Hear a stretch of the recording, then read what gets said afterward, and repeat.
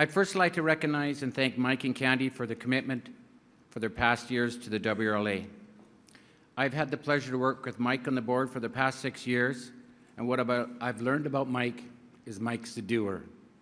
He doesn't sit back on his laurels and wait for things to evolve.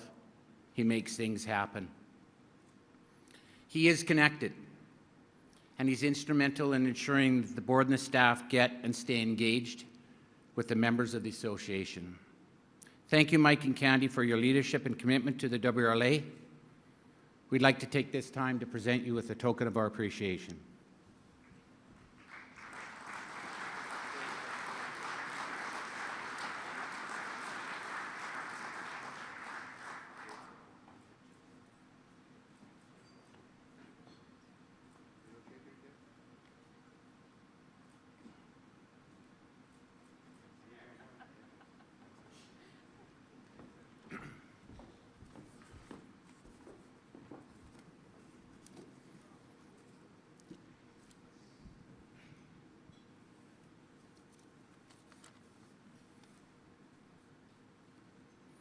I believe that choosing a path for the future needs to have an understanding of the past.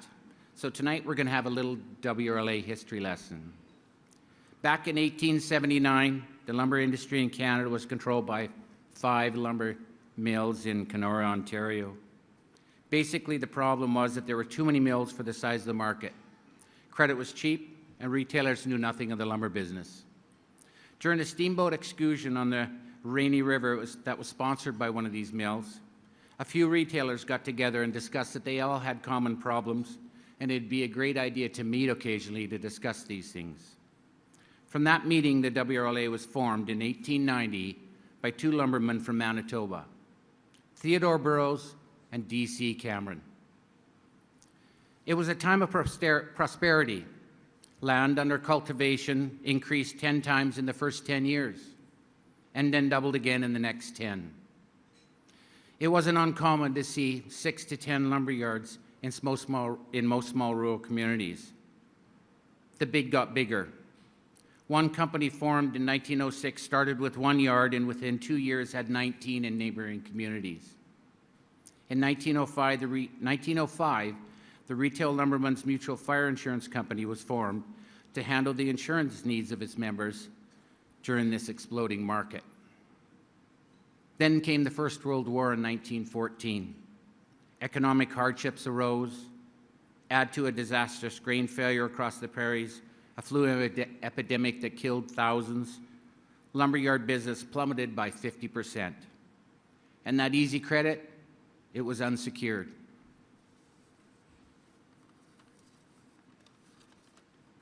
However, the WRLA developed a successful plan book selling homes for the $1,500 range and corresponding training courses for retailers.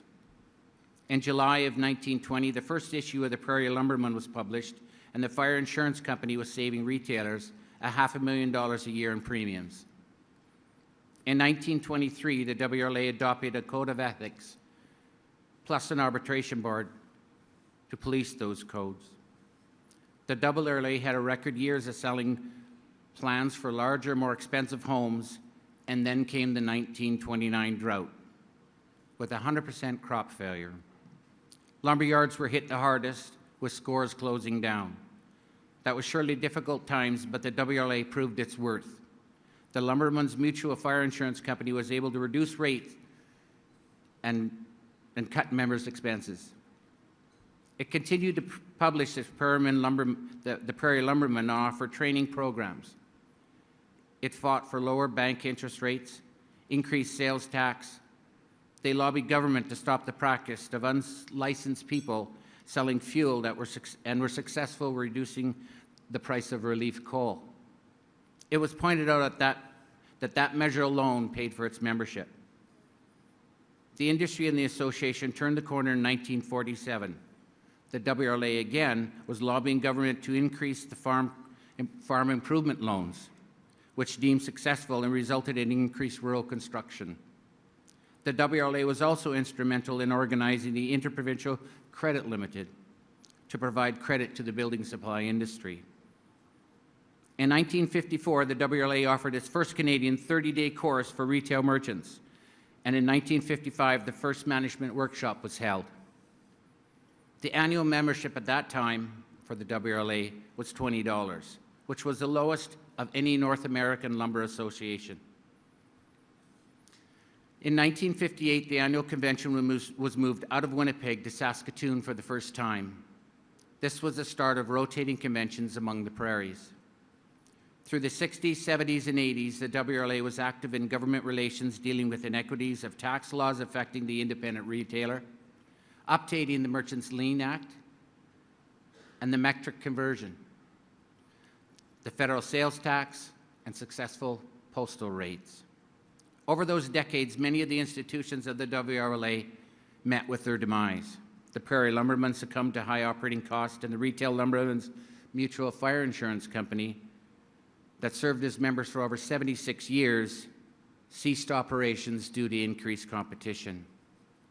The following decade, challenges and opportunities were met with the same determination and commitment and the vision of all those founders in 1890.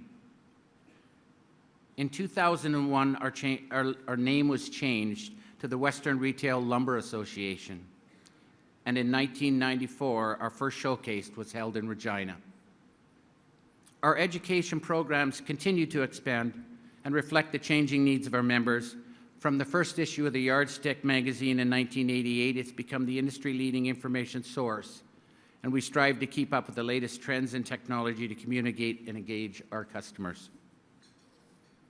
Our members' benefits today include industry surveys, a group employee insurance plan, group property insurance plan, deferred profit sharing plan, innovative benefits plan, education and training, the new NRHA membership, our bursaries and scholarships, health and safety policy program, mystery shoppers program, telephone mystery shoppers program, long distance telephone plan, retailer's job description handbook, and of course, our annual buying show.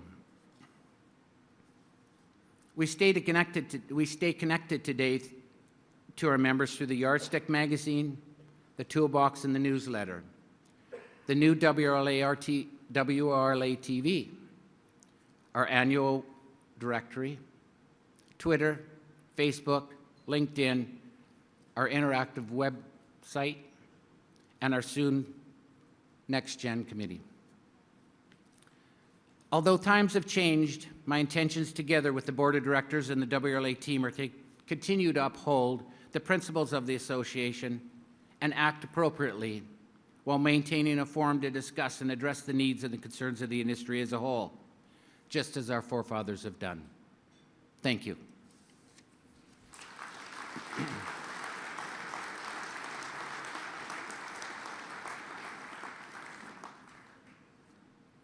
Every year we have members leave our board.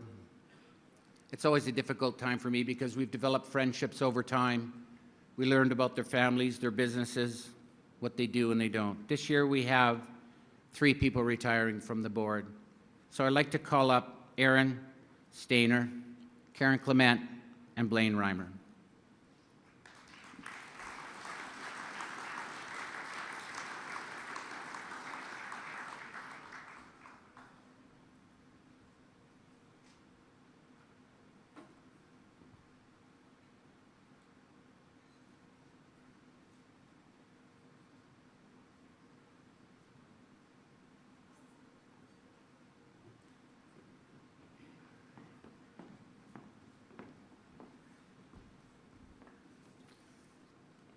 Aaron, Karen, and Blaine, it's been my pleasure to work with you on the board these past years. I've learned a lot, gained some friendships. I look forward to the future for you, and thank you very much, but we do have your phone numbers.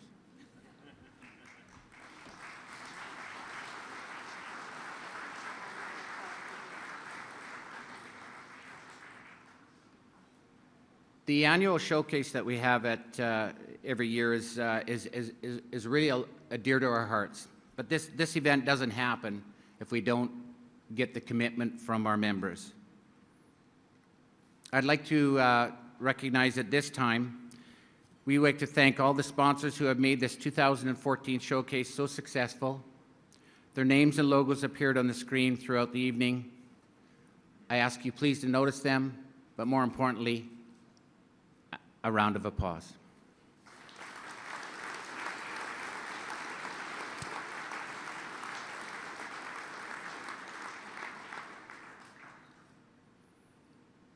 I'd like to call up Karen Kelly.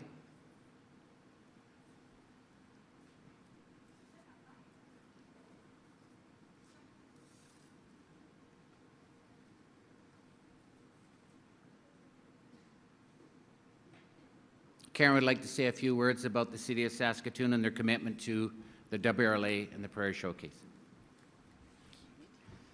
Hello, everybody. Thank you so much for coming.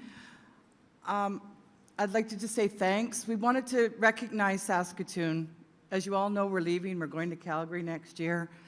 So we just wanted to take this opportunity under these bright lights to say thanks to Saskatoon and everybody that's involved with putting on our show.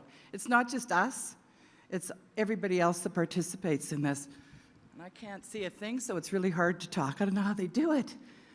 I'd like to start with saying thanks to Hub City. They make our exhibitors happy. They make me happy. They provide us, if you can't find it, they'll get it for you, which is what counts. I'd like to thank Prairieland Park. Caroline Laird is here. Mark Regier is here too. We'd like to thank you very much for having us for 18 consecutive years. Like, you've gone beyond the call. You anticipate our needs. I'm going to be out of breath here. But we want to say thank you very much. Let's give them a big round, please. Very important to us. We'd also like to say thank you to TCU Place. You provide us with excellent meals, wonderful facility. We're going to miss you. I'd like to thank you for your meal today. It was wonderful. Can we have a round for them too? Thank you. And all the hotels, the Radisson that helps us with our opening night meet and greet, they always turn us out really great. All the other hotels that put up with all of our attendees, and they have a lot of fun with that too. I'd also like to say thank you to Tourism Saskatoon that's made it possible for us to be here. They've helped us out in more ways than we can count. And we would like to ask Todd Brandt to come up and say a few words and accept this small token of our appreciation for 18 plus consecutive years of having us in your lovely city, and we're going to miss you very much.